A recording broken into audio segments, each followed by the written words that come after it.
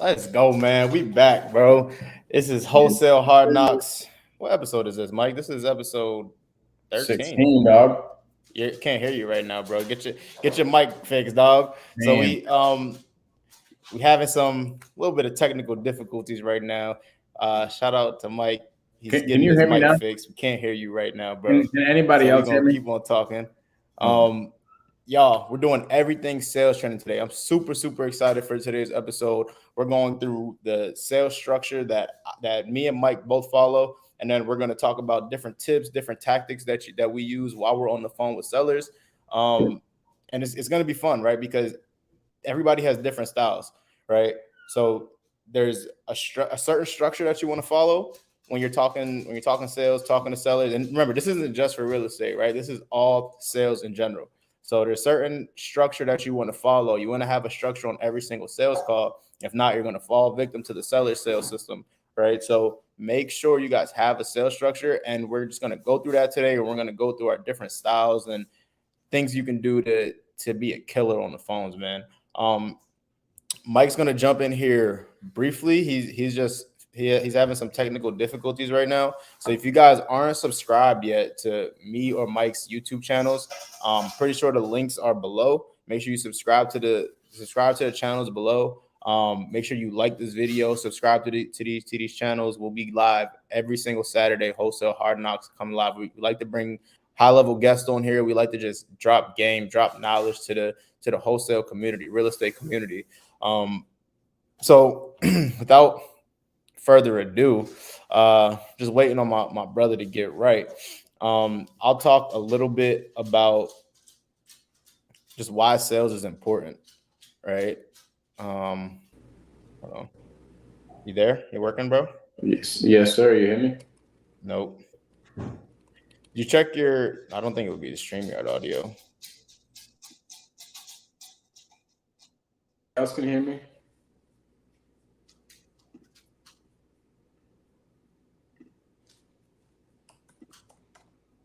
All right, so while he's getting that done, let's just talk about why sales is important, right? Everything you do is sales. Literally every single conversation that you have is sales. For you guys in the comments in the chat, can you guys hear Mike? Can you guys hear Mike when he talks?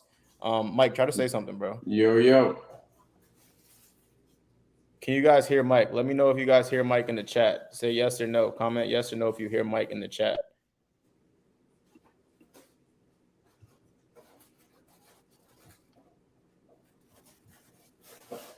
Do you guys hear Mike? Do you guys hear Mike? Can you hear Mike? Can you hear Mike? Yes. Yo. I hear you now, bro. I hear you now. Okay, I don't know what the heck is going on. Because I logged in from my iPad too. Okay. So I don't know if it's on my end or your end, but we'll know if anybody can hear or not. Yeah, nobody commented yet, so I don't know if they can hear you or not. But bro, let's just jump into it, bro. I was in the middle of talking about why sales is important, right? And what I was saying was like literally everything is sales, bro. Every conversation you have, somebody's selling somebody, right? So if you don't feel like you're the one doing the selling, you're probably being sold, right? So it's important to understand and know that like every single conversation is sales, and know that sales isn't a bad thing, right? People look at sales and they give salesmen like a bad name, a negative name, and like that's like they talk about that in Sandler actually, right? It's like nobody tells their kids that they want them to grow up and be a salesman, right? Like salesmen have these negative connotations like grimy and sleazy and pushy, right? Like people automatically think that when you first hear sales, and when really it's the complete opposite, right? Like if you're a true salesman, a real salesman, you're out here solving problems, right? Everything you sell is solving a problem, right? And you understand that they hear you, bro. They understand that without a problem, there's nothing to be sold, nothing to be bought, right? What are your thoughts on that, bro? Yeah, bro. It's like I can't hear you again. I can't hear you, so maybe me. Okay. Ask right now if anybody can hear. Can anybody hear me? I hear you now. All right. Is anybody having trouble hearing me when Daryll can't hear me? Because I want to figure out if it's me or if it's Daryl's. Please pay Dirt 66 so that he can hear me. Pay Dirt 66. When I spoke and Daryll couldn't hear me, could you hear me?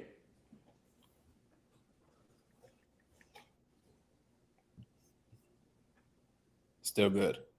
Okay. So we good then. All right, cool. So the thing with sales, bro, is nothing happens without sales. Like literally, there's no economy without sales, right? Like there's no jobs without sales. Business owners don't make money. The employees don't make money. Other people that have nothing to do with the actual like selling of a deal or something, even like furniture, bro. If there's no salesman involved, who the hell is going to get paid for the furniture if you're selling furniture? Like you need a salesman. You need sales. Without sales, there's no economy and no nothing. So when people look at sales from a standpoint of, oh, it's grimy, it's whatever, you wouldn't be able to have nobody would make any money without sales in every single industry. So it's interesting, but that's why salespeople are typically paid the most because it's the most important job. Literally, nobody else gets paid in a business if the salesperson isn't doing their job. And then, with that being said, nothing else happens in life your way unless you sell yourself. You got to sell your idea. You got to sell what you think is the best scenario in specific situations. So with that being said, it's like it comes down to a mentality. If that's how you're thinking about it, then you're going to succeed in sales. But if you're thinking about sales from a standpoint of, man, this just, it's like grimy. I hear people say that, salespeople are pushy, and it's just like, it's just not my style, man. I just kind of want to hang out. That's fine, but you're not going to make as much money as the salespeople because the sales job is the most important job. And at the end of the day, I was having a conversation with my team about this. When it comes down to like getting things done in sales, why it's so important to be sold on whatever you're doing, because you won't be able to sell without that. Now, I had my sales. Bro, it's so crazy. I had my sales guy come up to me and he's like, bro, I've been hearing a lot of people talk about how sales, right? Like how you're supposed to be sold on your product in sales. And he's like, I just don't get it. I don't know how I can be sold on a cash offer, or I don't know how, if I was selling a freaking couch, I don't know how I could be sold on a couch. I'm like, bro, you're not getting this. I'm like, you're not selling the freaking couch. You're not selling a cash offer. You're selling the user experience that the specific user is having, that the specific customer or client is having throughout that whole entire process. That's what you're selling. And you're so sold on it because you're whatever you're selling, your process is the best process. Like I know when I'm talking to a seller, I'm giving them the best option. And if they end up going down the road of using us, I know we have the best capability of taking care of them rather than anybody else. So that's why it's so important to be sold on your product. Bro, 1,000%. Yo, I feel like every time we have a conversation, it's conversations that we just had like this week. Like we didn't even have this conversation together, but I had this conversation with my team earlier this week, right? And I had one of my guys, and he's kind of like, I'm telling him like, yo, this is what we need to do on this deal. This is a terms deal, right? 1,000%. I know for a fact this is a terms deal, right? And he's kind of like, I could tell that he's kind of like hesitant. He kind of doesn't believe that this could be a terms deal. He's putting his head inside the seller's mind, right?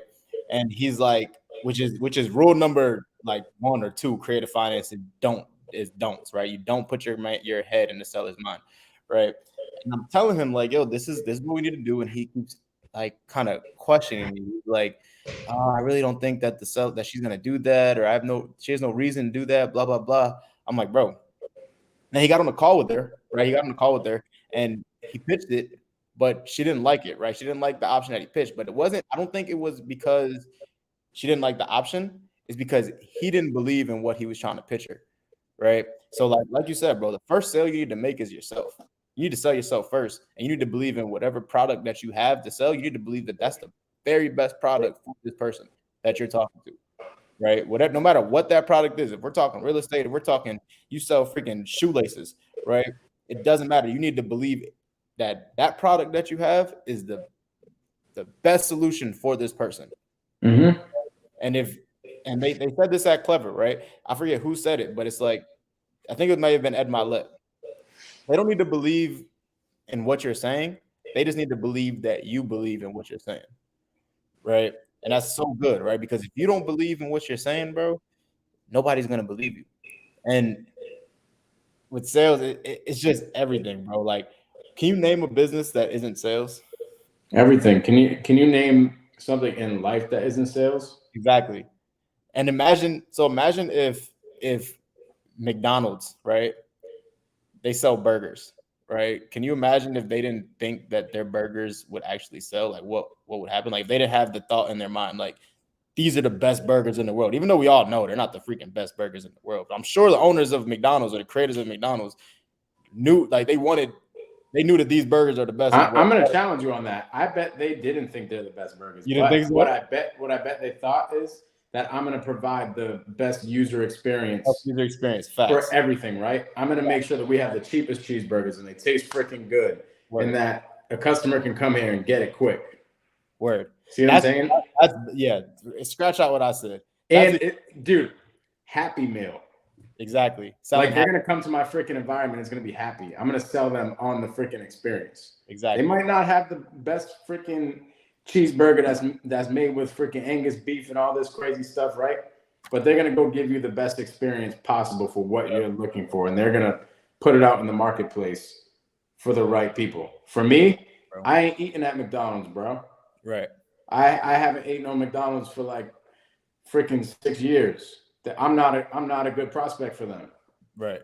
If there was a McDonald's salesperson trying to sell me on a cheeseburger, I'd be like, bro, you don't believe this shit. You know I shouldn't go here. Right.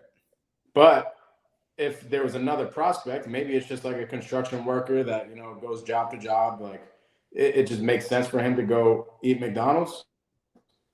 And that salesperson is selling him on eating McDonald's. And yeah, dude, I could sell, like if I had to go sell McDonald's. I don't like McDonald's. I'll never go there. I'll never eat there. I prioritize my food. But I know there's people out there that it's a good fit for them. I can go in McDonald's. I'll sell all the freaking cheeseburgers to the right people. I love it. See what I'm saying? Bro, let's get into the anatomy of the sale, dog. Let's talk about how you would sell McDonald's cheeseburger, bro. Like, where does it start? Why would you ever eat a cheeseburger from McDonald's, bro? Why would I ever eat a cheeseburger from McDonald's? Yeah. Well, I don't eat McDonald's either, but when I used to eat it, it was convenient. Got it. I didn't want to cook, so I'd drive past McDonald's. It's right there, right? I'll stop at McDonald's quick. It's convenient and quick. Okay. So what's preventing you from going to eat down the street of the 99 to get a cheeseburger? They have a little bit better cheeseburgers than us, honestly. But like, why would you rather just go to us rather than just go have a better cheeseburger? Because it's convenient. Like, I don't need to get out my car. I don't even need to get out my car. Like, I could just go to a drive-thru, bro, and you're right there. Okay, what do you want?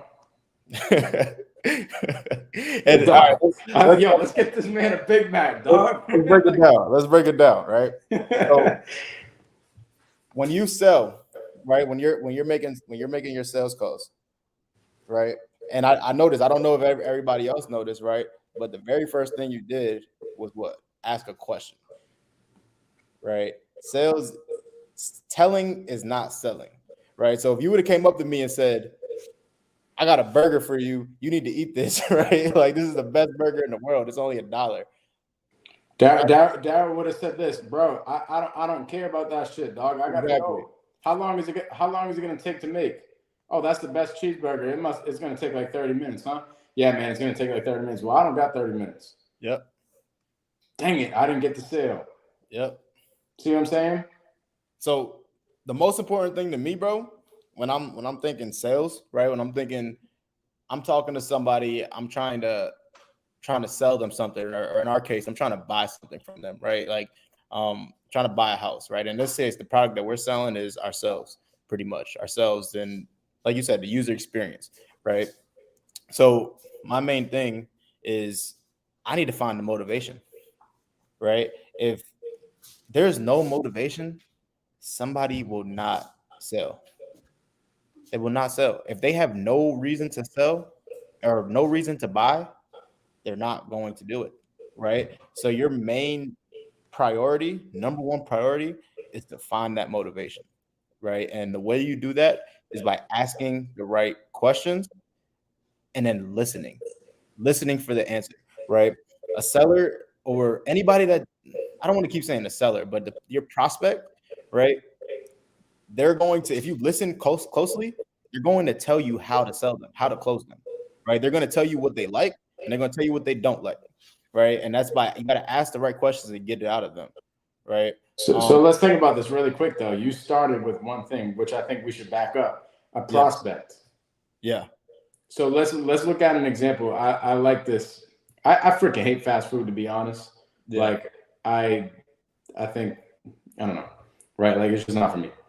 But let's just say you're at the mall. You know how when you're at the mall, you see a Burger King or something like that, and there might be people giving out free samples, or they're trying to drive traffic to the Burger King there, or maybe the Asian restaurant there, or whatever, right? Like in the food court. So let's just talk about Burger King.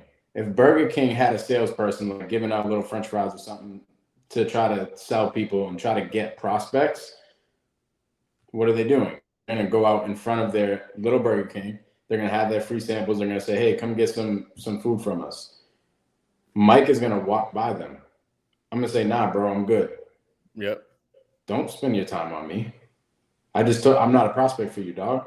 Yep. It's the same thing with the seller. If the seller's like, yo, I'm never selling my house. Like, I'm good. I want, if you're going to give me $1 million, cool. And the property is worth $250,000. That's not a prospect. Yep. You know what I'm saying? So first off, you got to find somebody that's interested. So how do you find somebody that's interested? You find somebody that raises their hand and said, hey, yeah, I would entertain a cash offer. I would entertain selling my house. I would entertain eating a cheeseburger from Burger King. See what I'm saying? But the people that are just walking by, like, dude, don't spend your time on the prospects that aren't interested. Right. And then so talk about prospects for a second.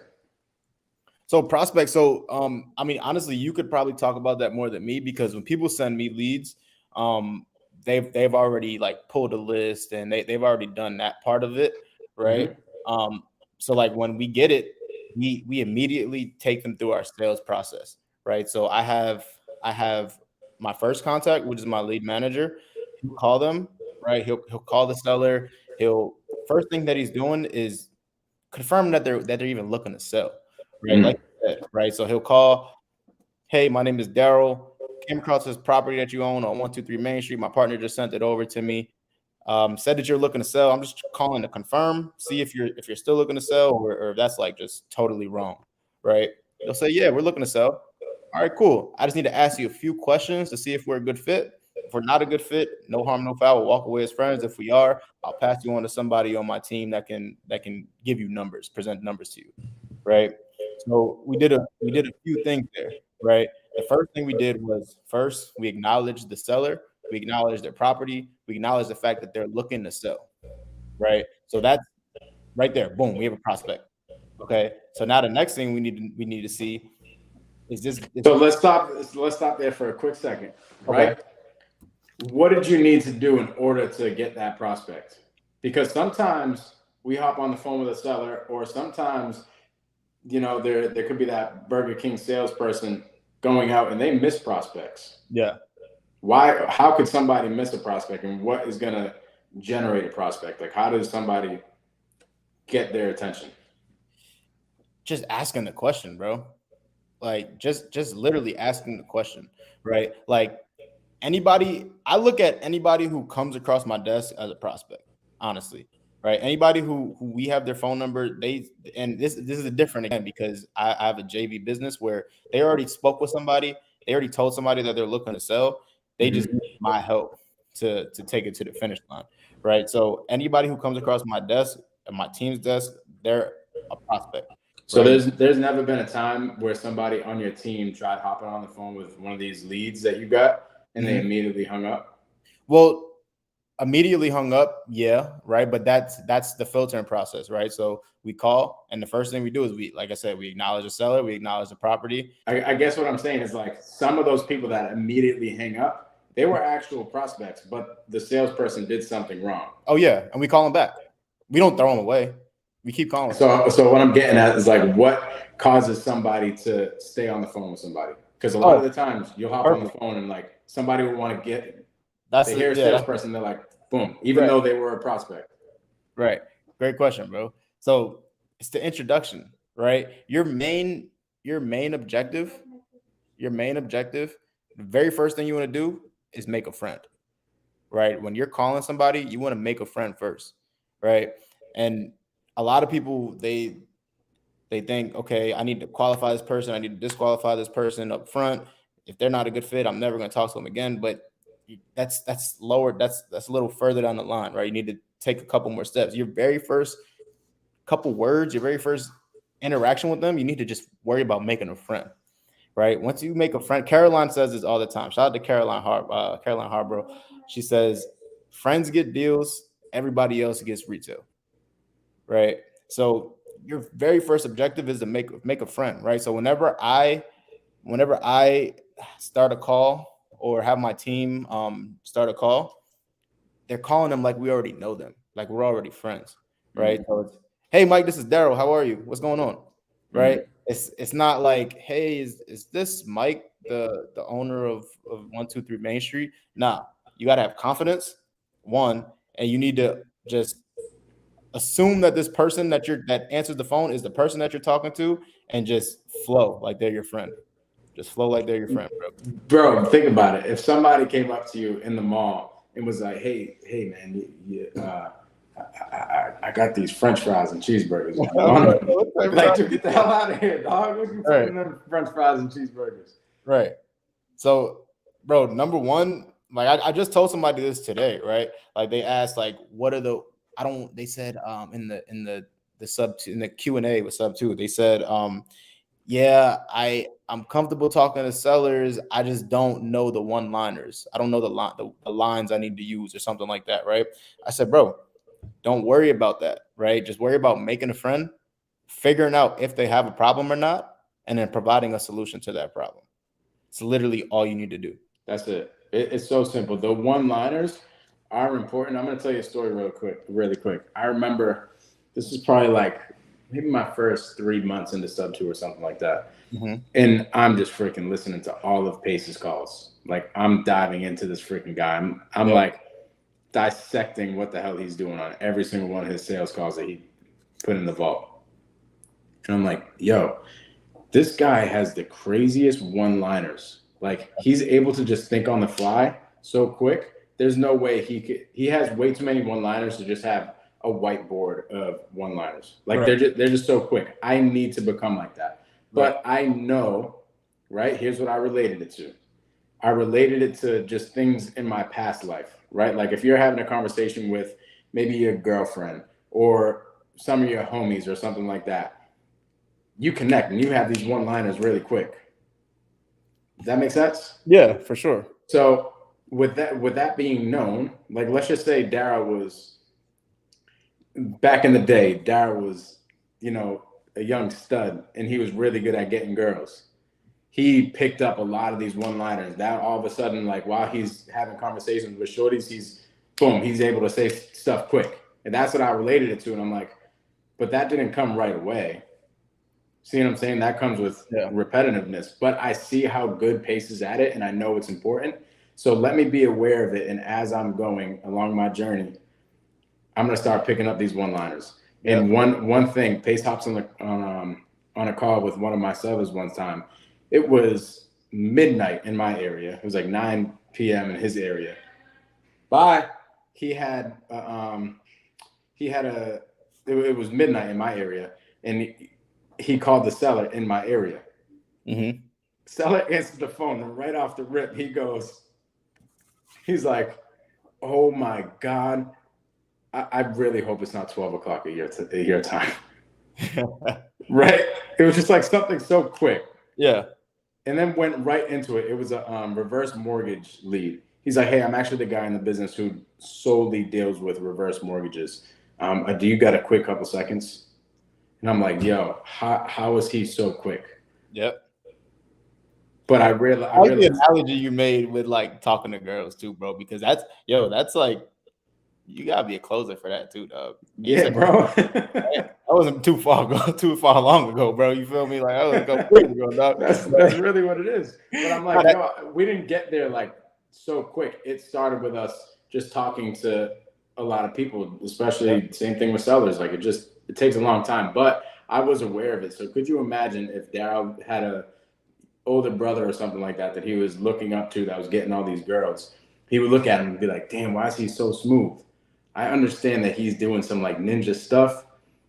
I know I don't need that right now, but I'm aware of it. So as I keep going, I know what the hell I'm gonna have to do to get these. You know what I'm saying? For sure. Awesome, bro. So that's step one, right? Is your introduction. Do you want to pull up the Sandler Submarine? I think that may be. Yeah. Here's what I'm gonna do. I'm gonna switch over to my laptop. Okay. Here, I can spotlight your. Boom. There you go. So, what's you guys hear me on here? Yeah. All right. So I hear it twice though. I hear myself. Do you have this plan somewhere? All right, there you go. Should be good. So if you guys don't know what the Sandler Submarine is, what we're talking about, this is the sales structure that me and Mike follows, the structure that Pace follows, the structure that they teach us to follow in Sub 2, right? And read the book. The book is called "You Can't Teach a Kid to Ride a Bike at a Seminar." So if you guys have not read that book, you have no clue what that book is, I would recommend finding that and downloading it, getting the audio version, listening to it like 3 or 4 times, and just learn. Right? It's if you don't have a sales structure yourself, you're gonna fall victim to the seller sales structure. Right? Every seller has the same structure, and that is get as much information from you and not give you anything in return. Right? So if you're not following a structure, that's a lot of times when you're hearing, okay, that your offer sounds good. Let me call you back. Right? Let me think about it, or let me talk to my wife. Right? That's when you're not following the structure the right way. You're just giving out features and benefits, and you're not really selling. You're just telling, and you're going to lose deals a lot of time, because what they're going to do is when they say, hey, I have to think about it, they're not really thinking about it. They're taking your offer and they're shopping it around to everybody else that they're talking to. Right? So if you don't have a sales structure, you're going to fall victim to the seller's sales structure, and they're just going to get all this information from you. You're just going to be a free consultant, right? A lot of you guys are on calls, and I was like this too at first, right? I was a free consultant, right? Here's what we can do for you. Here's what we can do, blah blah blah blah blah, and I wasn't getting nothing, right? Wasn't asking no questions. Wasn't getting the answers to nothing that I need. I wasn't getting the motivation. I wasn't getting pain. I was just throwing out numbers. You will never, ever, ever get a deal based off the numbers alone. Ever. We're buying houses at a discount, right? Or we're paying people over time. We're paying people's equity over time, right? That's not as sexy as people are expecting. They want their money now a lot of times, and they want retail value. So what we're doing, you are never, ever, ever going to get the best deal based off of numbers alone. You need to have a sales structure. You need to figure out what exactly this person on the other side of the table, and the whole goal is to get them to your side of the table, right? You want them to be next to you, right? But your whole goal is to figure out what they need. What do they need? What do I need? What can I give them to make them happy? And what can I get in return, right? It's give and take. Get sales is give and take. But you need to understand what exactly they need before you provide any solutions. Mike, what are your thoughts on that, bro? Yeah, it's interesting, right? Like whenever Daryl goes into some sort of store or something like that, some retail store, or maybe he's going to buy a car, or he's shopping for clothes or something like that. There's a salesperson that comes up to him, and immediately Daryl probably has a structure as a client. Yep. right? Like there's things that he's saying. Oh no, I'm just looking. I'm just looking. What would your response be to that? If you're like a shoe salesman, right? Great. What brought you in today? I like that. What I'm gonna say is, I'm just looking. Got it. What are you looking for? Yep. I'm gonna say, great. Let me help you. I'm gonna say, great. Let me help you, and then start asking questions, right? Mm-hmm. But dude, as a freaking shoe salesman or a car salesman, you know how many times you're going to hear that? I'm just looking. And imagine if you didn't already have these objections and structures in place, you're just going to go let the client look. Yep. I'll tell you a story really quick. I bring my homie, I might have even told this on here before, but I bring my homie to the car dealership where I got my car. And he was just looking for a regular car, nothing crazy. So I bring him to the car dealership. For me, dude, I'm the easiest sell. I know what I want. I know when I'm going there, I'm getting like if a sales. Most people do. Yeah, like you're gonna sell me if I'm going there for something. Like, congrats if you're a salesperson and you have me as a client because I'm just gonna buy from you. Because I already know what I want. But my buddy didn't know what he wanted. Like he just went there. He knew that he just kind of wanted a simple car just to get him around and stuff like that. And he goes on the car lot. And I introduce him to the sales guy that got me the car. Mm-hmm. And the sales guy doesn't do anything. Oh, what brought you in today? Just looking for a car. Okay, cool. Well, here's a bunch of cars out front. Why don't you go check them out and let me know what you think is best? My homie starts looking around, and ends up saying, "Yeah, man, I don't think it's the right time. I don't think I want to. I don't think I want to buy a car right now." Yep. Homeboy's windows were shattered in his car. He needed a freaking car. Like he needed a car bad. So what ended up happening is the sales guy just said, "All right, bro, no worries. Here's my card. Give me a call when you're ready to get a car." I'm like, bro, like terrible. You didn't even figure out why he needed a car and everything. I'm just sitting there. I'm looking back. I ain't getting no commission. I'm not going to push him to go get it. You know what I'm saying? So I looked at the situation. I'm like, dude, I would have sold him the car because probably like 4 months later, he ended up buying a car from somebody else. And he drove around in a shit box for 4 months when he easily could have bought the car. He had the money. Easily bought a car. And bro, we're doing that every single day just by not asking questions, right? Like one of the best sales books, and I don't even think it's considered a sales book, is How to Win Friends and Influence People by Dale Carnegie. Because it teaches you, remember what we said, right? Your number one job is to make a friend, right? So How to Win Friends and Influence People teaches you how to be curious with people, how to understand how to have conversations with people, how to get people to like you, right? Because people do business with people that they like, right? People do business with people that they know and trust, right? So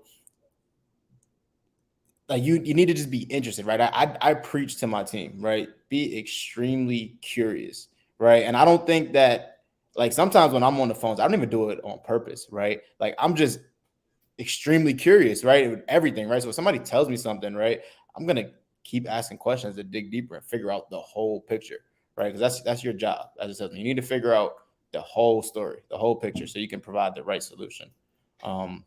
Yeah, why would you ever come here and try to buy a car today? Yeah. What happened in your life so far to bring you in here and buy a car? What happens if you don't buy a car today? All these questions, like, dude, go check them out. Come back. Let me know if you like one. I'll bring you on a test run. Yeah. Homeboy didn't get no test run.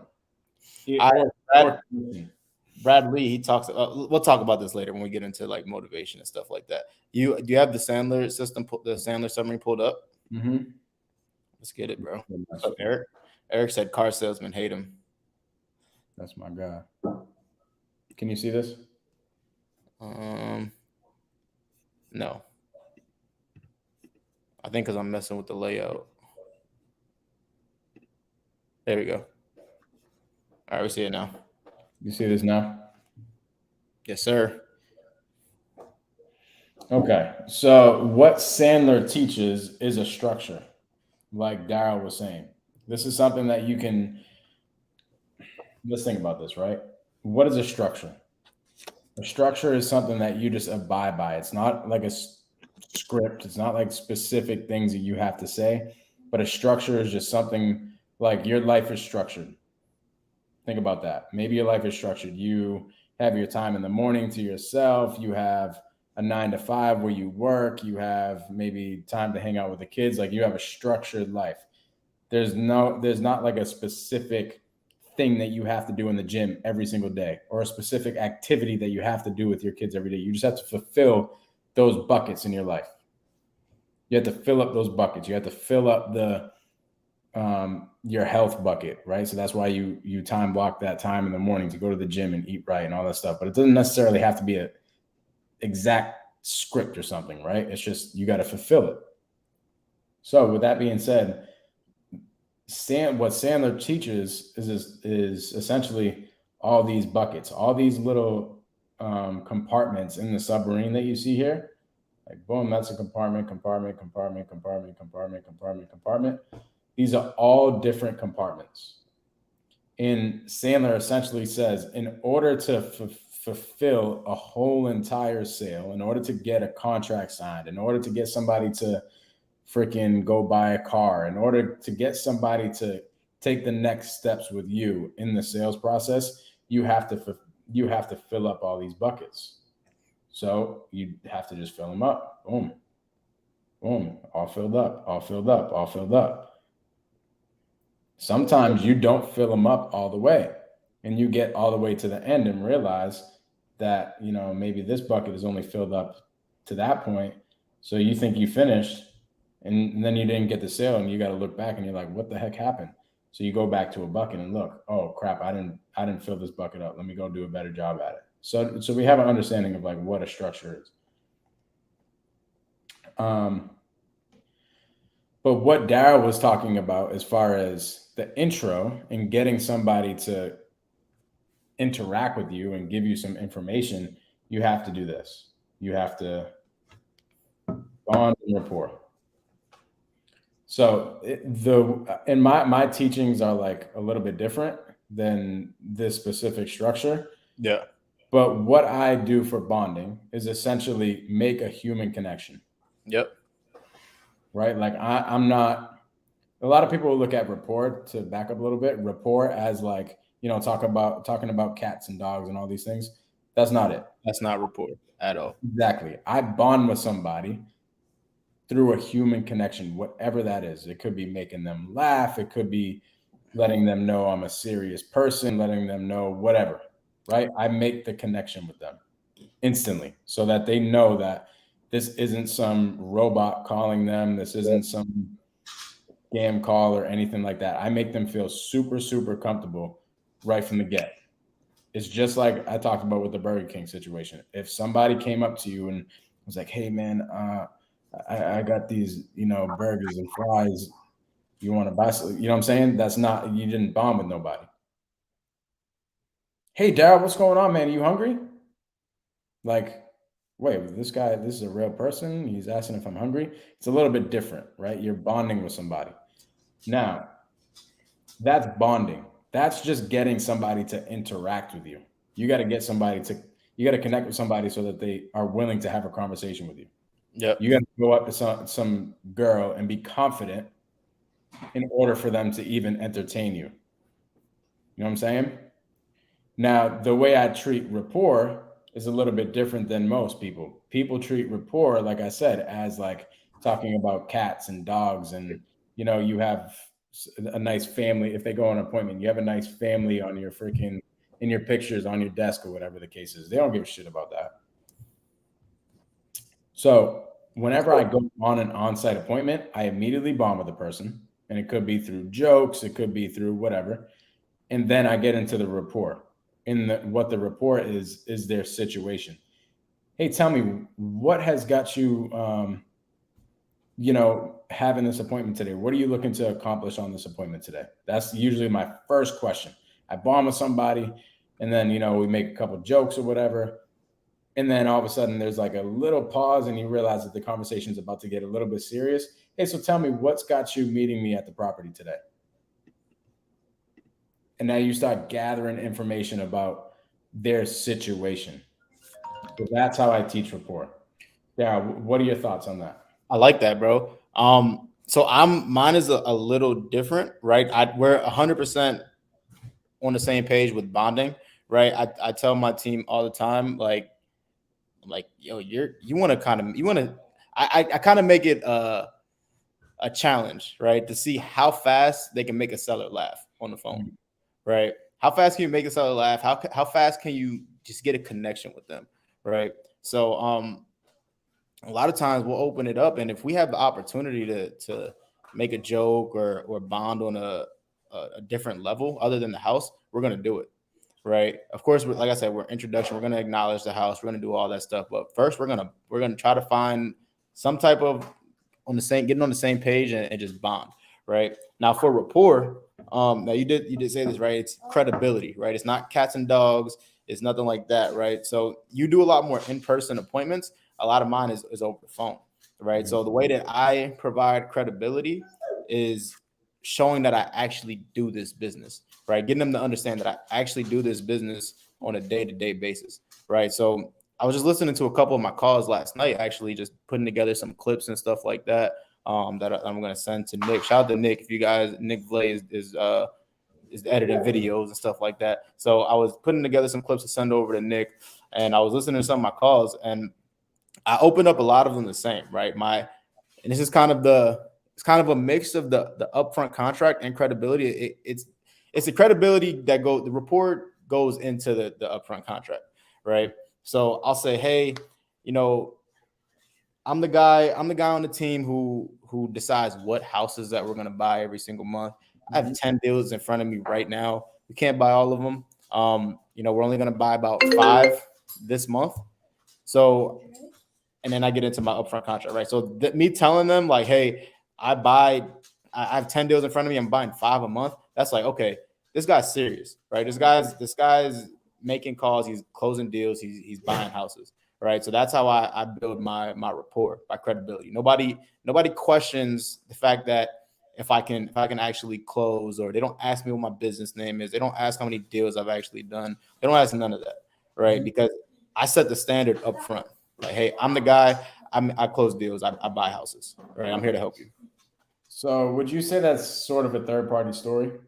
Like you're planting seeds that, hey, I've done this business. I'm actually looking at 5 other properties right now. I want to see if yours will qualify in our portfolio. Definitely part of the third-party stories. I tell third-party stories like throughout the call. Like just at this point, not even noticing that it's a third-party story, but I just throw third-party stories out there all day. And that's another tip that we'll get to. It's not really in the Sandler Submarine, but this is tips and tactics, right? You want to be a good storyteller. The best closers are good storytellers, right? Like I actually have courses that help me be a better storyteller. Right? It teaches you the ins and outs, what to do, what to look for, type of conversations to have, stuff like that. So work on your storytelling as well. Third-party stories throughout the call are important. I love that. So I'm going to put that down here as an accessory. And I don't know if that's how you freaking spell accessory. I stink at spelling. It's not my strong suit. But I'm going to put those type of things like credibility and another one of these upfront contracts as an accessory. So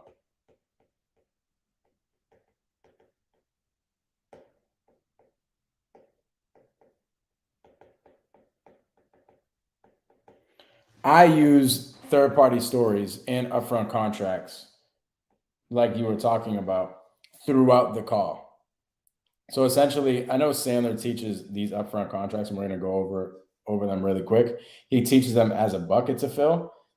Just in my particular sales process, I use it as one of these things that Daryll talks about, as essentially just like things that you use throughout the call to help you navigate the call. So it's You're supposed to. You're supposed to. You're supposed to have upfront contracts all throughout the call, bro.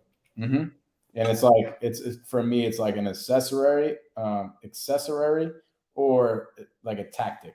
That's kind of how I'm looking at it, right?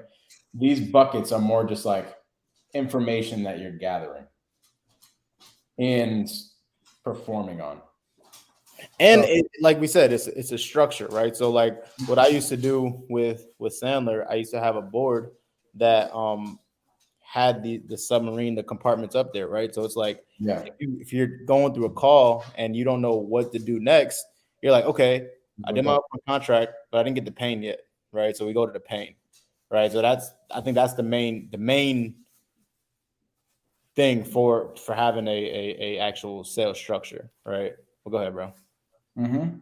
So I love that.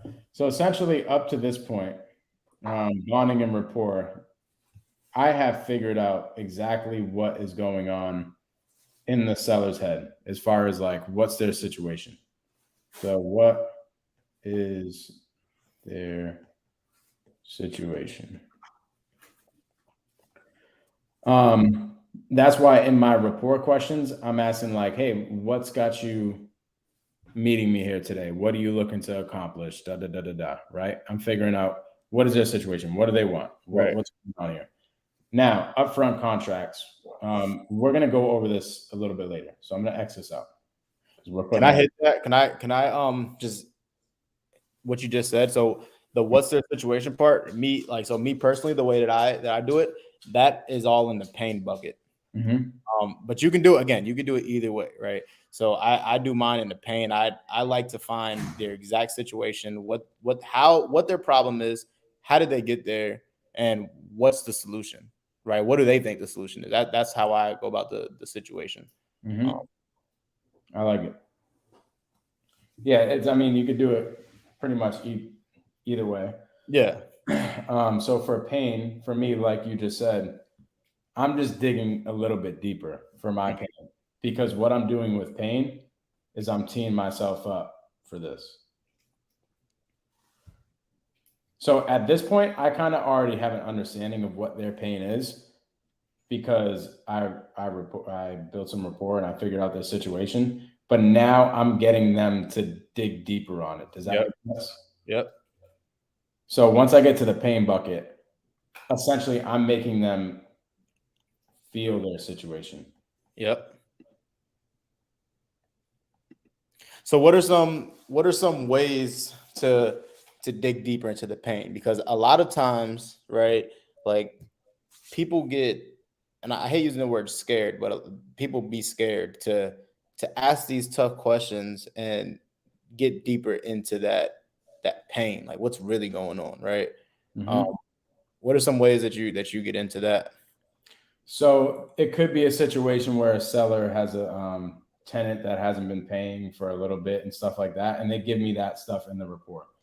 Hey, what's got you meeting me here today? Well, you know, my tenants just left. They finally went through the eviction process. And I'm just kind of looking to sell this property now. Okay, when you're looking to sell, whatever. Like I get through all that stuff, and then I get into wait, like how long were they not paying for? Right.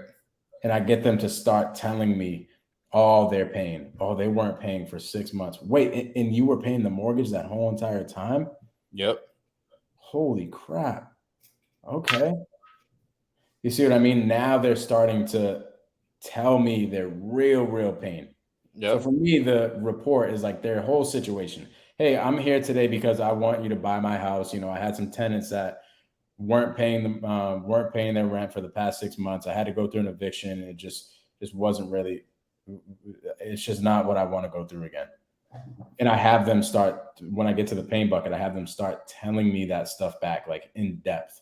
I love that. Okay, wait. So like, I could imagine that you wouldn't want to go through that again, right? Yep. What would it look like for you to go through that again? Would you want to just maybe rent this thing out? No, I wouldn't want to rent this thing out. Like I thought I was going to lose the house to foreclosure because they weren't paying. Like now they're starting to tell me the pain. Yeah, right? I like that.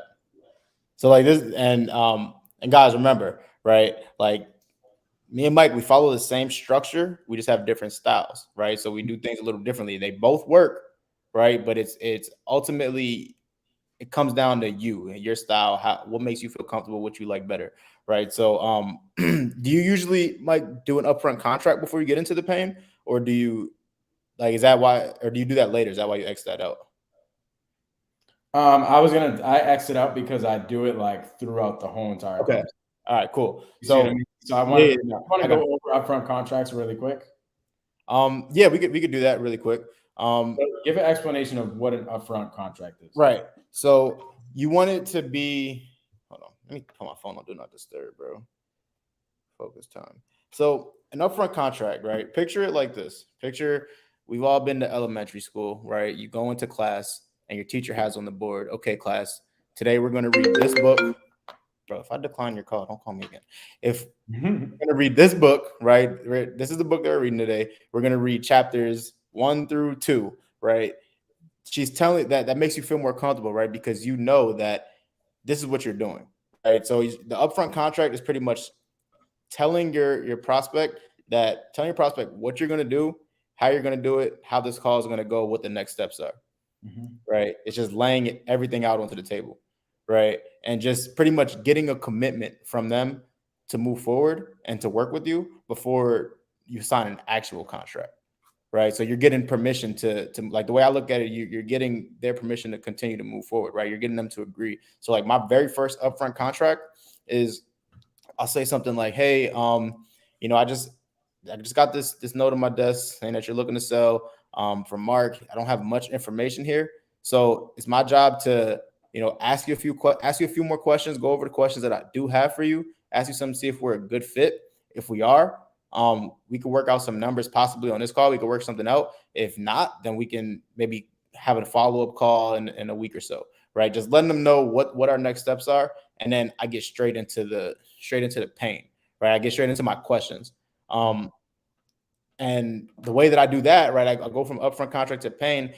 The easiest way, like I really, I'm really proud of myself on this. It's finding the motivation as fast as possible, right? Finding that pain as fast as possible. So I get through my upfront contract, and if they don't just give it to me, like in the bonding and report stage, they don't just give it out to me.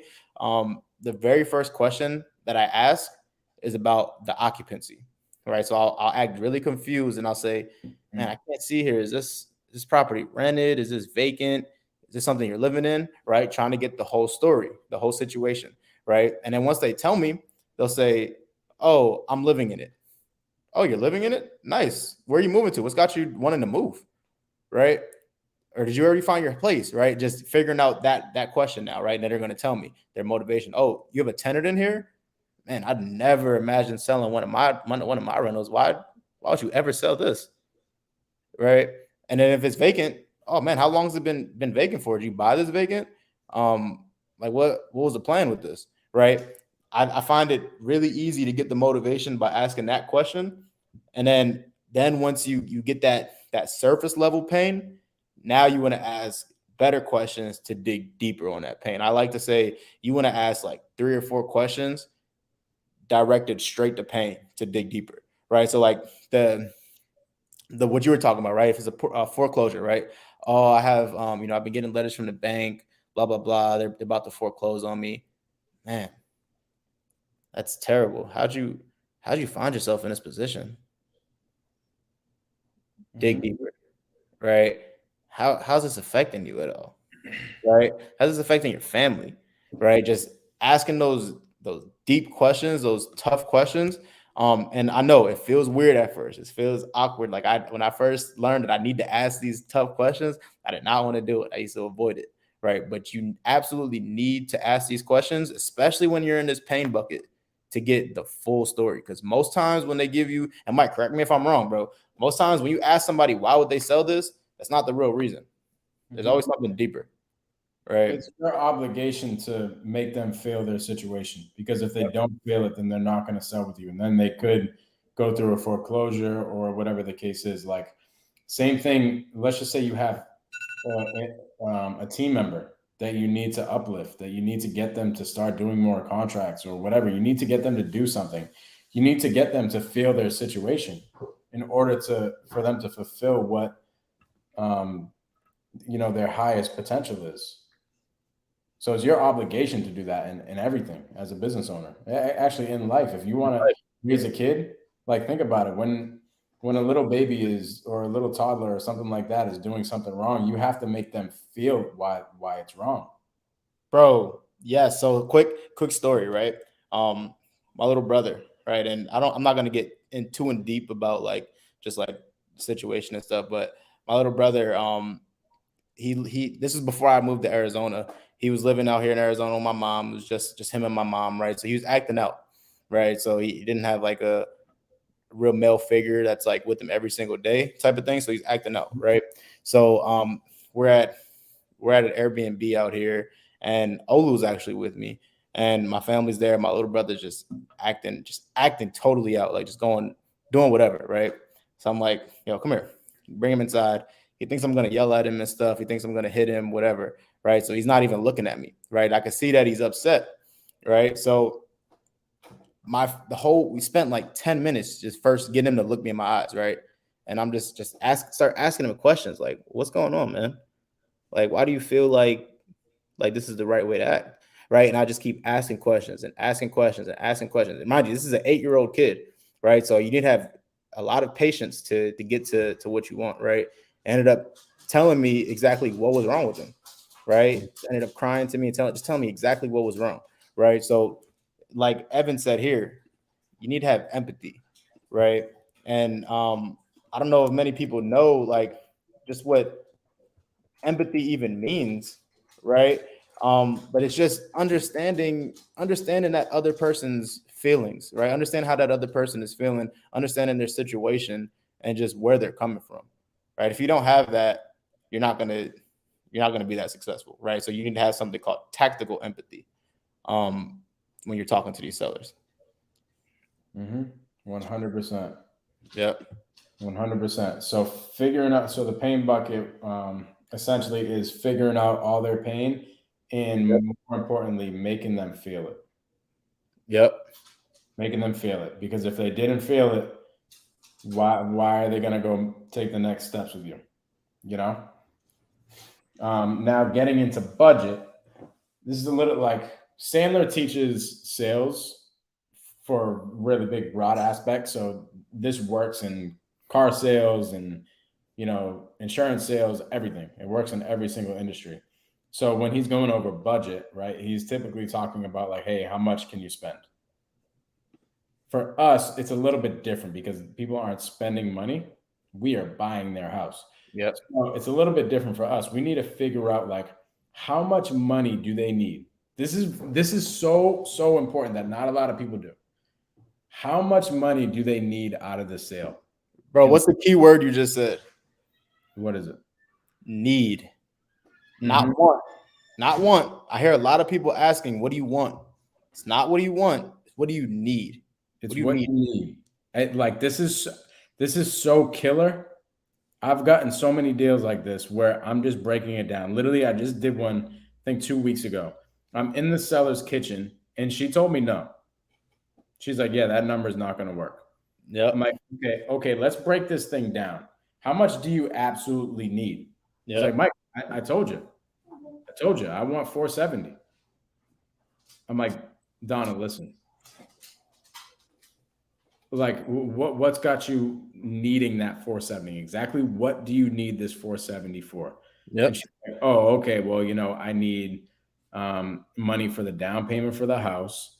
I have to. She's disabled, so she needs to get some accessory things like a generator and some other things that she needs for the house. So she needs that, right? That's part of the money, and then she needs money to live off of for the next whatever years. So she had all these reasons for me for the specific numbers that she needed. It came out to like no, I think it was after the down payment. She needed an extra $100,000, right? So I broke all those numbers down. Come to find out, we needed to be at 450. Come to find out, getting her 450 ended up netting her the number that she needed. And then she made it make sense. And I'm like, listen, if we do this thing at 450, you're covered. Right. But I had to break down every single thing that she's getting. She's like, I need this, that, and the other. I'm like, okay, well, if we do this number, it's going to wash out the mortgage from that. That's going to leave you with X. Now, Yep. what do you plan on doing with X? Okay, well, I'm going to need money for the down payment. Okay, I'm going to need this, that, and the other. And I started breaking it down to the point where I was like, Donna, literally, this 450 is going to have you covered. you're even going to have a little bit of extra money here. Why are we waiting?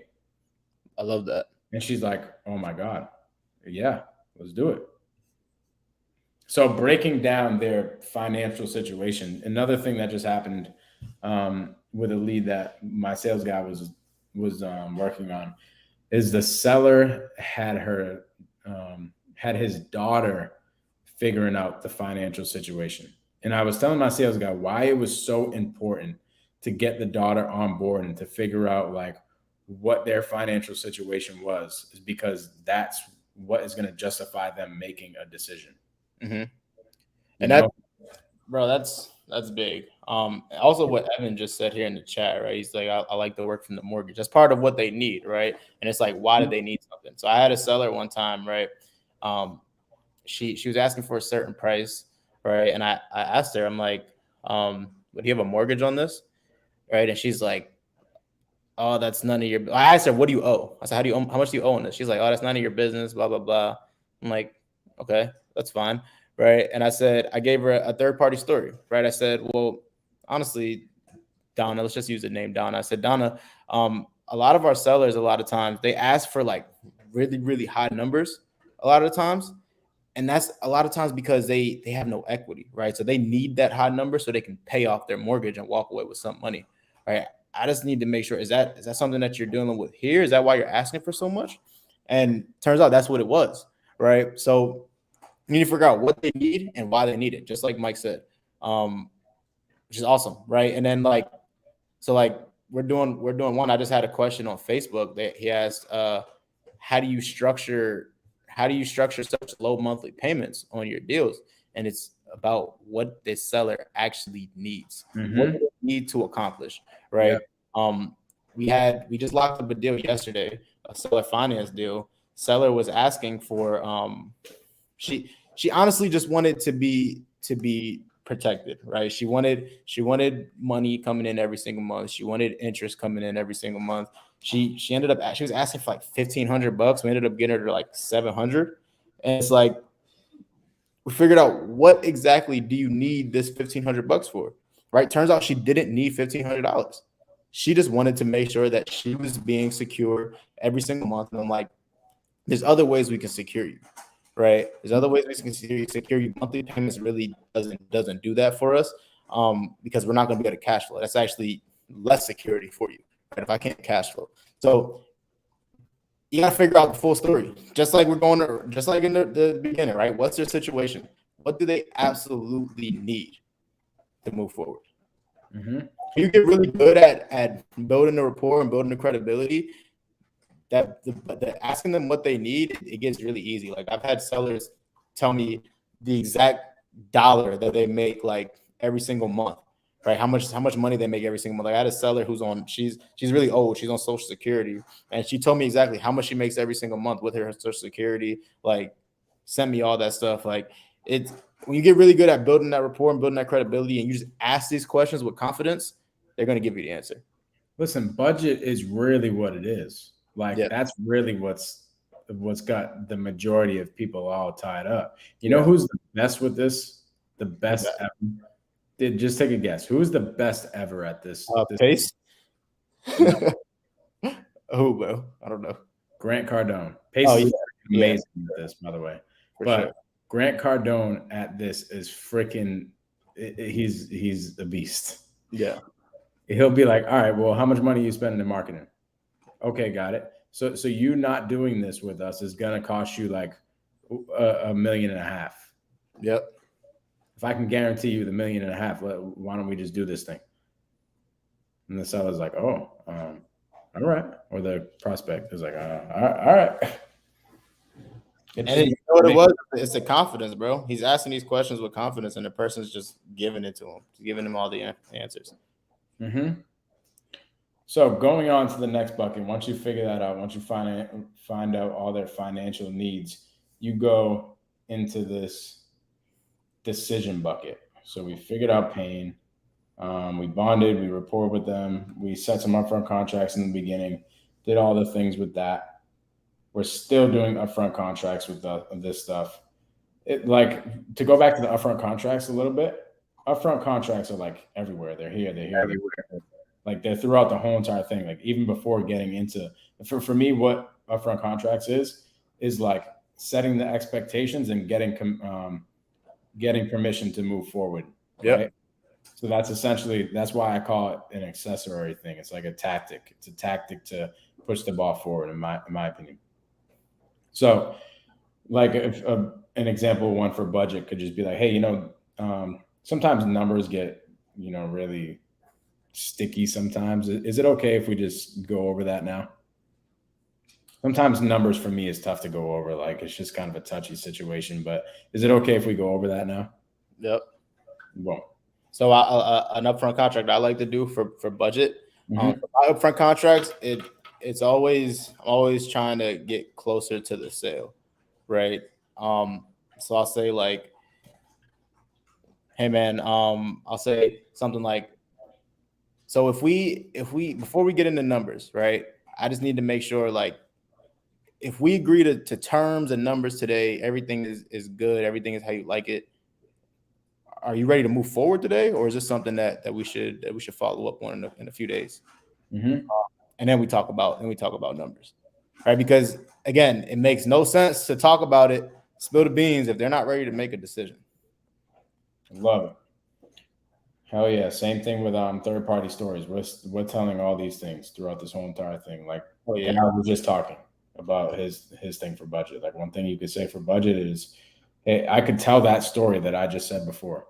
Literally, that story that I just told you guys about Donna, I could say that story on a seller call. Yep. I could be like, listen, we had to figure out this situation as far as what they needed for money. Because the seller could say something like, oh, that's not your business. Yeah, no, I get it. I mean, even me, I wouldn't want to tell some random person on the phone, my whole entire financial situation. But we literally just got a deal done by figuring the seller's financial needs out. The seller was going through this, that, and the other. They needed this amount of dollars. We weren't going to get it done if I didn't know that information. See what I mean? So that's a third party story. Yep. Now, going into the decision is essentially what is going to justify them making this decision? What is going to make it make sense in their head? What and who? What and who? Yes, exactly. So what and who? Like, what is this whole entire thing? How is it going to make sense for you to go sign the piece of paper or to go buy the car or do whatever? Yep. Who do you got to go talk to? And to me, honestly, this is one of the most important steps, right? Because so yesterday, right, Andrew on my team was pitching terms, right? He's pitching terms to somebody. It's this old lady. She said earlier in the call that she needs to run things past her daughter and make sure that she's okay with everything, right? So Andrew's getting ready to pitch terms. I feel it. I feel that he's about to pitch terms. Like he just disqualified Cash, and I feel him about to go into his terms pitch. And I start typing in the chat, I'm like, no. I just started spamming no, bro. I'm like, no, like, do not do that, right? And then once he got off the phone, I'm like, do you know why I told you no? He's like, no. And I'm like, if you would have pitched terms to this little sweet old lady, right, what's going to happen? Do you think she's going to make a decision today or right now? No. She's going to tell you, oh, that sounds good. I need to go talk it over with my daughter, right? And then what's going to happen when she goes and talks it over to her daughter? Things will get lost in translation. She's going to tell somebody, she's going to tell her something. Her daughter may not like the sound of it and instantly shut it down.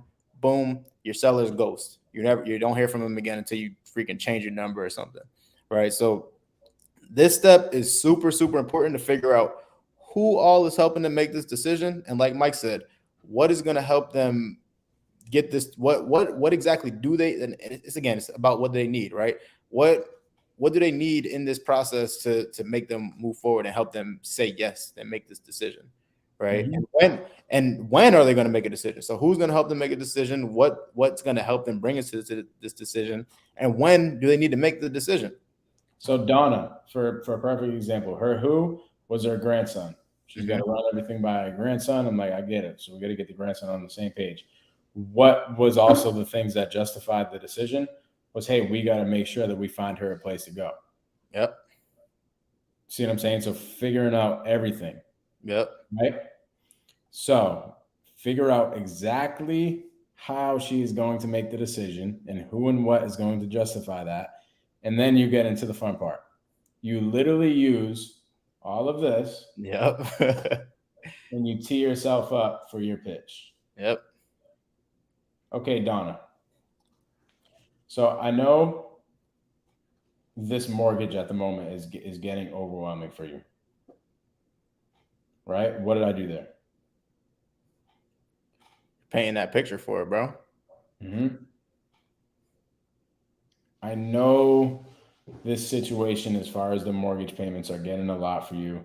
You're getting older. Like it just doesn't make sense for you to have this multifamily anymore. I mean, if we could fix this situation and you no longer have to deal with any type of tenants, and then you get all the money that you need, and as far as getting the other house and getting all the necessities for the other house and having enough money to move forward for the next part of your life. And then obviously, we find you a place to go and your grandson justifies everything. What's going to prevent us from moving forward? Nothing. Okay, let's get this thing done. Yep. And what he did, guys, was he used, remember, we talk about we want to be snipers, right? So he didn't throw all this out until he got to the fulfillment step, right? He understood her pain. He understood what she's trying to accomplish. And then once he got to that fulfillment step where he's going to pitch his pitch, right? You use that pain that you gathered up to paint the picture of happiness, right? The pot of gold at the end of the rainbow, right? You paint everything for them and you use their pain so you just bring everything back full circle, so good, bro. Paint the picture. That's really like the biggest thing here. Yep. Paint the picture. Sorry, my handwriting stinks, but you paint the picture of what it's going to look like when this whole entire thing's done. Yep. And you can even say that. You start telling a story like of what her life is going to look like in the next 3 months or something like that. And the reason why you know that this is the best solution for them is because you got them to tell you what they're actually trying to accomplish throughout the call. Right? They told you everything. They told you all this, right? So we're just using this at the end and just saying, okay, this is what you want to do. This is where you're at. This is where you're trying to go. Here's the solution to help you get there. Mm-hmm. Love it. So we hit on their decision. We use all these to go for our pitch. That's our fulfillment. Now what? Now you gotta post sell this bad boy. People, this is the number one misstep, bro. People do not do this enough, right? So I love the post sale step, right? So this is how we do post sale. And shout out to Jeff Smith because I learned this from him, right? So Jeff is so Jeff is so good. He's so good, bro. He can break. We may need to bring him on here to break this down a little bit more because he's so good, bro, with this. But so once they sign the contract, right? You get them to sign. You paint. You pitch your terms or whatever you pitch to them, right? They like it. They sign the contract, right? So this is where these really tough questions come in, right? So what I like to do is I'll say, "Congrats, Mike. You just sold your house." Right. And get them on your same page. Right. And then what I ask them, I'll tell them another like little third party story. Right. I'll say, hey, so, a lot of times, right, I know you've been getting a whole bunch of calls for this property. Right. Now that you signed this paperwork, it's not going to stop. Right. You're going to continue to get these calls. People are going to call you. And guess what? Some people may offer you more than what I offered you. What's going to happen when somebody comes and calls you and tells you that they'll offer you $10,000 more than I'm giving you? What are you going to say? And then it's going to be silent. It's going to be a little silent, right? And then I'll answer for them. I'll say, you just sold your house to Daryll. That's what you're going to say, right? Mm-hmm. And it'll be like, I love that. Yeah, that's what I'm going to say, right? And then just letting them know, like, hey, these people are going to reach out to you, but you already sold your house, right? You didn't sell it They didn't sell it technically, right? But letting them know that they're in a commitment with me, and this is what we're doing, right? Mm-hmm. These are the next steps, right? And then after that, I'll say, hey, yeah. So what we'll do is, I'll have my transaction coordinator open up escrow.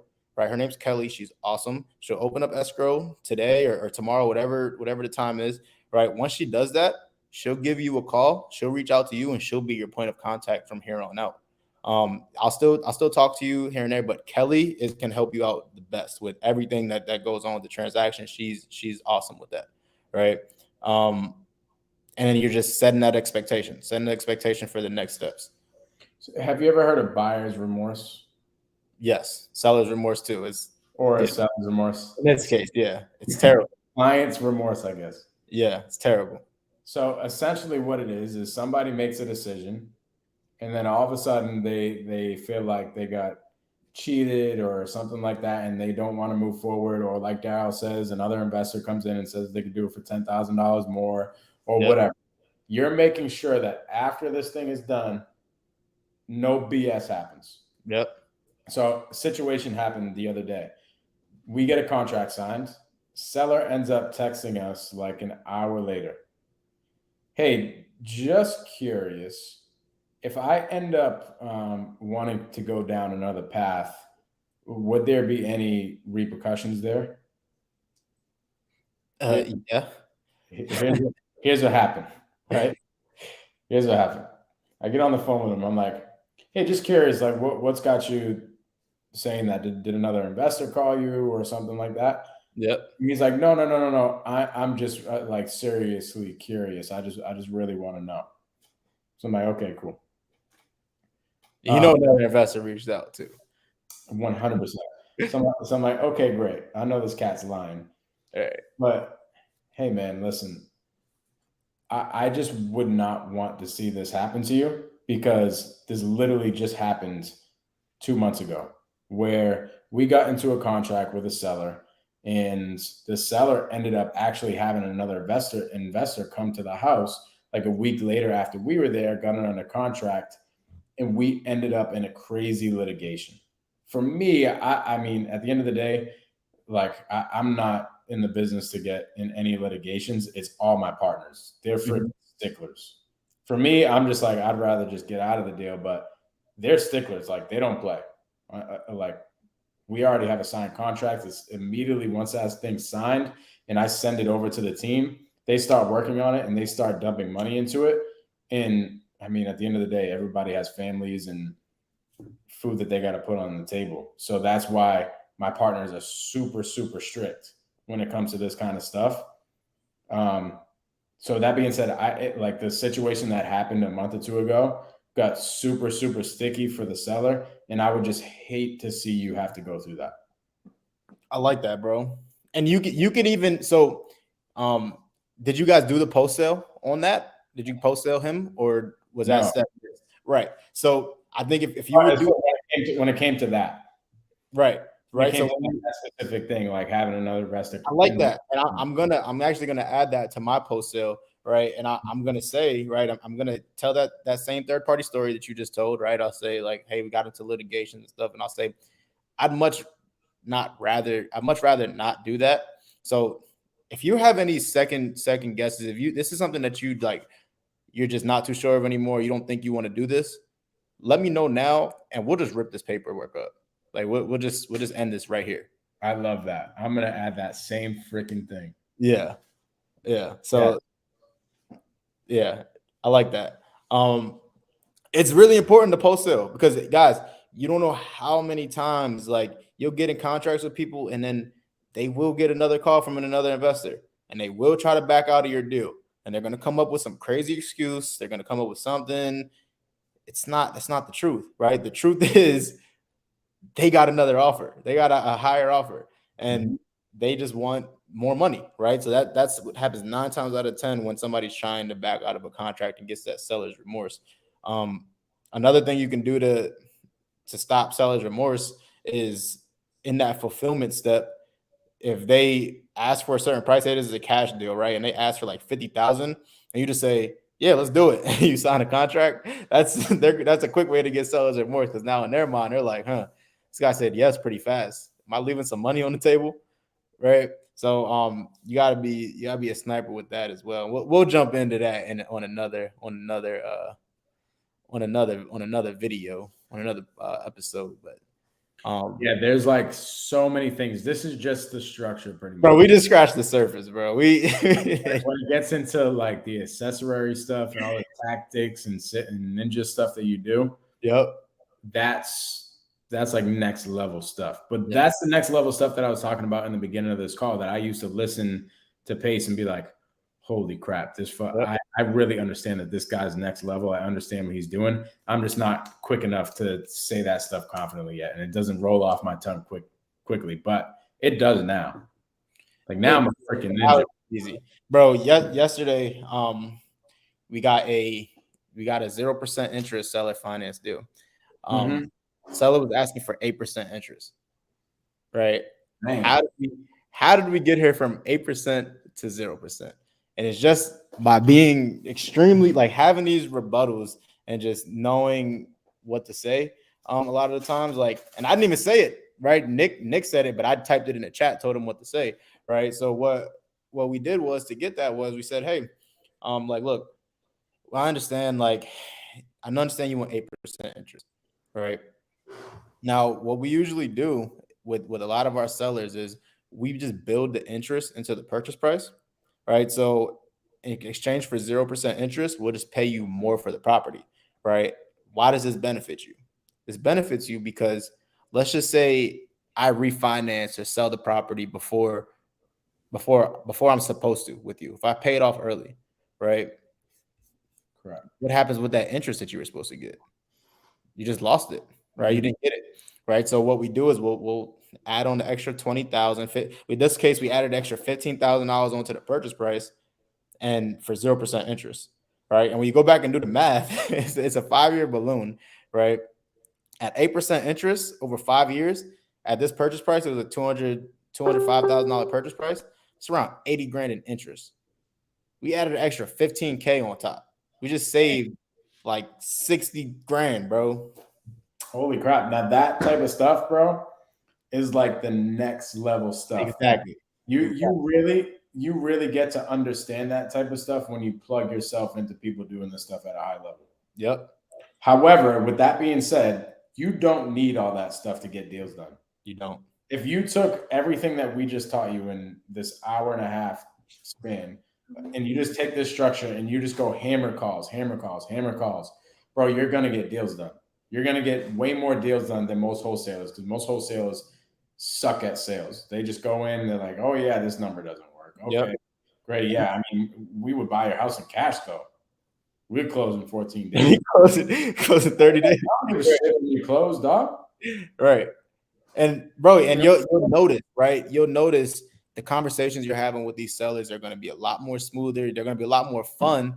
And you're going to get a lot more information rather than you just not knowing what the hell is going on and you're just giving out numbers, right? Like with my team, like I said, I'm very, and so is Sandler, right? The biggest bucket for Sandler is pain, right? If there's no pain, there's no sale, right? I want you guys to remember that if there's no pain, there is no sale. And pain doesn't always have to be like, oh, a family member died or foreclosure.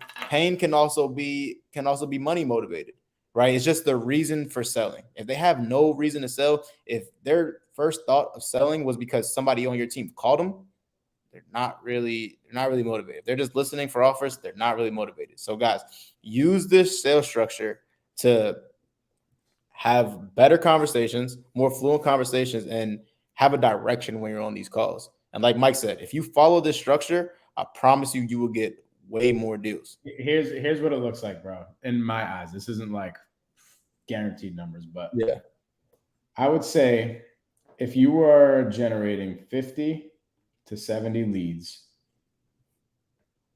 and you just use everything that we talked about, you will get one deal. 1,000%. Easy.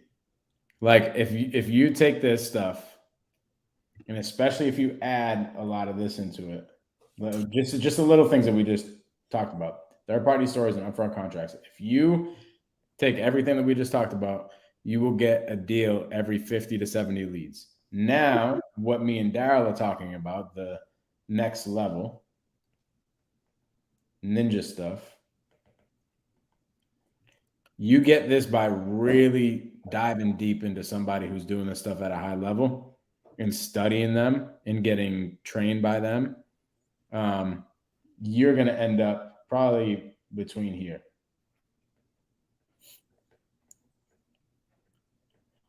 I don't know, bro. I don't know if we could do another episode about the ninja stuff, bro. That might be giving up too much sauce. Yeah. No. Here's the reason why. Here's the reason why we couldn't just do an episode of that. That's the next level stuff is almost like mentorship stuff. Yeah. You have to stay on calls. It's like hours and hours and hours. We only have an hour or two a week here. You know what I'm saying? For sure. Like you gotta have access to somebody's seller calls. Like this is me listening to Pace for hours and hours and hours on end. Yep. You know, this was me when I just read the Sandler book and watched Pace's sales training. Yep. By the way, a lot of this stuff that we just talked about is from Pace's sales training because Pace uses Sandler's model. Yep. Right. So, and actually, now that I'm looking at these numbers, like the 50 to 70 leads, that's typically what I was doing. I was getting one deal in the beginning when I just learned this stuff. And then all of a sudden, like I'll if you give me 20 to 30 leads, probably 20. If you give me 20 leads, I'll get a deal. I think I'm at like 25 right now. Like 20 to 25 leads, I get a deal. Mm-hmm. And that took just like from on me and Daryl's standpoint, it just took us really, really studying and having access to somebody like Pace. Becoming obsessed, right? Doing things like objection overcoming, right? Role playing every single day, right? Bro, learning how to overcome objections and just what to say, right? Whenever you get an objection, I used to write it down, right? When somebody told me something that I didn't know how to overcome, I'd write it down and figure out how to overcome it the next time, right? And now it just sticks with you, right? So it takes the reps. It takes time. It takes focus, right? Like you really have to lock in. There was a time where I was only listening. I wasn't listening to music. I wasn't listening to nothing but Pace of seller calls. Dude, it takes you having somebody to look up to when it comes to sales, and it takes you getting coached and taking a shit ton of action. Yep. That's it. Like that's really what this next level ninja stuff is. Hell yeah. Bro, I love this episode, bro. This is fire, bro. Yeah, drop some love. If you guys learned something today, put something in the chat. Let us know if you learned something today or if we just wasted our time. You have anything that you want people to leave away with, bro? Like just with the Sandler Submarine? I would say go back and watch this a couple times. Yeah.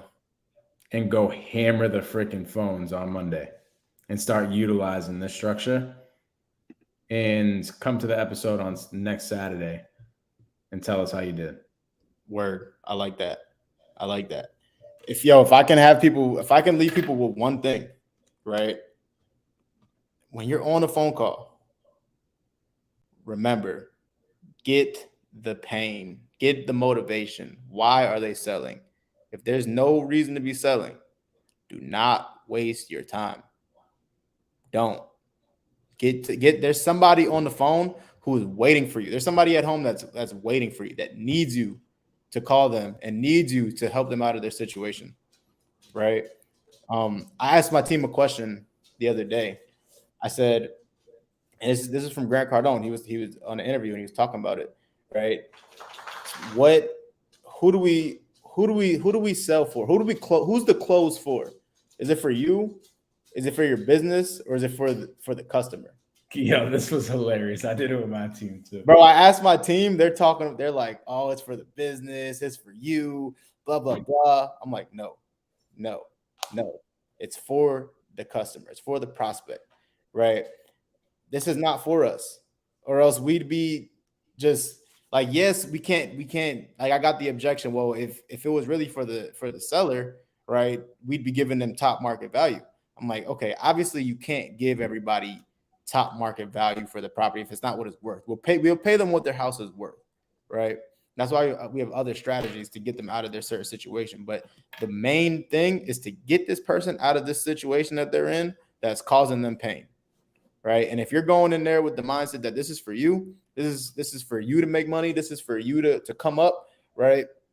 You're not going to win, right? You're not going to win. But if you put on your hat, right? I used to think of, and I still do, when I put on my peace sign hat, right? That's my problem solver's cap, right? That's right. That's my detective hat, right? That's me coming in trying to figure out what this person on the other side of the phone, what their problem is, what they're going through, what kind of pain are they dealing with, and figure out what I can do to help them solve that problem. If you're not going into these calls with the mindset that you're here to solve problems, you're not going to win. You're not going to get deals, right? Because that person on the other side of the phone, they can feel that. They can feel when you're in it for you, and they can feel when you're in it for them, and you want it when you want them to win. Yeah. Would you ever buy an Android? Would I ever buy an Android? Probably not. Heck no. No. Do you think Steve Jobs thinks that you should, or would have thought that you should buy an Android? Not at all. No, because he knows that like the iPhone is freaking sick. He knows that I can literally text over here on my iPhone. I can bring my freaking laptop and go down the street and text. Yep. Everything's just working. I can FaceTime somebody. I can voice memo somebody. Like, he knows everything is integrated together. Yep. He knows having an iPhone is going to solve the client's problem way more than having a freaking Android. For sure. That's what this is. That's why the customer wins. So if you're that sold, or you know that, hey, I know what I'm going to give to them is going to benefit them, like 100%. Listen, I have all the deals in the world. I don't freaking need all these assignment fees. Word. Steve Jobs sells all the iPhones in the world. I'm freaking solving Daryl's problem by giving him an iPhone. Yep. See what I'm saying? That's another ninja tactic, bro. That you talk about, like that we didn't even get to dive into, right? Like, bro, I could talk about. Say that when you asked me the question, what I want to wrap up with, right, was what I said before. But also, if you want to get to the next level, it's finding somebody. It's finding help. It's squatting up with people. It's getting into mentorships. It's doing that type of stuff. Like, you don't get next level without diving deep with help. Yep. You need help. We all do, bro. Mm-hmm. We all need help. Even our mentors have mentors, right? Because they understand it's the fastest way to get from point A to point B, right? If you have somebody who already made the mistakes and learn from the mistakes, smart people learn from other people's mistakes, not their own, right? So, if you want to dig deeper and figure out like what these ninja tactics are, how are we closing these deals, what other tactics are we using to get sellers to give us all the information and get us come up with solutions, right? Real win-wins for both of us. Find you a mentor, find you a coach, find somebody who's going to put that time in and help you get to that next level. Word up, bro. Hell yeah.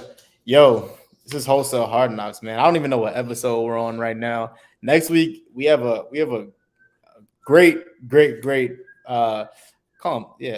great guests in store. We have two guests. You about to be on TV or something? I don't even know if we're allowed to announce that yet, bro. But maybe, right? I don't think it's a big deal, but shit. Yo, we got a couple coming in that they're doing fixing flips, luxury fixing flips in Hawaii, out of Hawaii. They're gonna come in and give us the pretty much how a buyer looks at things, right? How a fix and flipper looks at things, how they break the numbers down, what are they looking for, right? So if you guys are not subscribed to me and Mike's YouTube channels and not tuned in every single Saturday, I promise you're missing out. We're dropping gems on a regular basis. Make sure you like these videos. Make sure you go back and watch the old Wholesale Hard Knocks videos because there's a lot of gems in there. Are you still going live every day? I am. So I don't go on Saturdays because that inspired me to go live every single day, just like he's doing with his team. So you'll see me like anytime between 3 and 5, just like Daryl's doing with his team. Let's go. Calls. Felipe, my guy, just locked up a deal yesterday on the live. But Daryl was doing something special on Monday, way special than just a little hour live. Oh, yeah. Bro, I almost forgot to announce that, bro. Yo, Monday, going live for 12 hours straight. 12 hours straight Monday. Thanks for bringing that up, bro. 12 hours straight. Y'all don't want to miss it. We have really good, important announcements coming on Monday. Make sure you guys tune in. I haven't came up with a time yet that I'm going to start. It's probably going to be pretty early. Probably around like 6 a.m. on 6 a.m. AZ time. But yeah, I'm going to be diving deep. I'm going to be making seller calls. So if you guys have sellers for me to call, I want your worst leads. I don't want the good ones that you're working on that you're about to close. I want your worst leads. Send them over. I'm going to put together a web form for everybody to send everything over to. I'm going to keep everything organized, and I'm going to be calling sellers and just dropping gems for 12 hours straight. Mike, I need Mike to make an appearance too, y'all. So if you guys are nice to Mike and subscribe to his channel, I may get a guest appearance from Mike on there. You know what I might do? I might try to have my team generate me the hottest lead that day and try to get a deal closed. Oh, I like it. That's a competition for me, bro. I like it. I got to get a deal locked up on your 12-hour live. I like it. I got to get one locked up too because on the 10-hour live, I didn't get a deal locked up. I almost did. I got really close to for a couple of them. But the issue there was I didn't follow. We weren't following up. Like I told them, I'm not following up with your leads. I'm just calling them. But this time, I think I'm actually going to follow up with them and get some actual deals out of them. But yeah, guys, make sure you guys subscribe. Make sure you guys are on the lookout Monday. Let's just say 6 a.m. I'm going to be going live for 12 hours straight. So you know what I'll do, bro? I actually have an appointment for a deal that we got locked up on Monday. I will do a property walkthrough live. Heck yeah, let's do it. I might even have to renegotiate with the seller. So you guys, I like that. Let's do it. Yo, guys. I'm so grateful for everybody who tuned in today. Just remember, subscribe to both of our channels, like these videos every single Saturday, 9 a.m. AZ time, 12 Eastern time. Tune in to Wholesale Hard Knocks. We're coming live and we're dropping gems every single Saturday, y'all. I appreciate y'all. Mike, you got anything for everybody? Peace. I appreciate y'all so much. Hit subscribe to all the things on all of our YouTube pages. We appreciate y'all. Yes, sir. See y'all next week.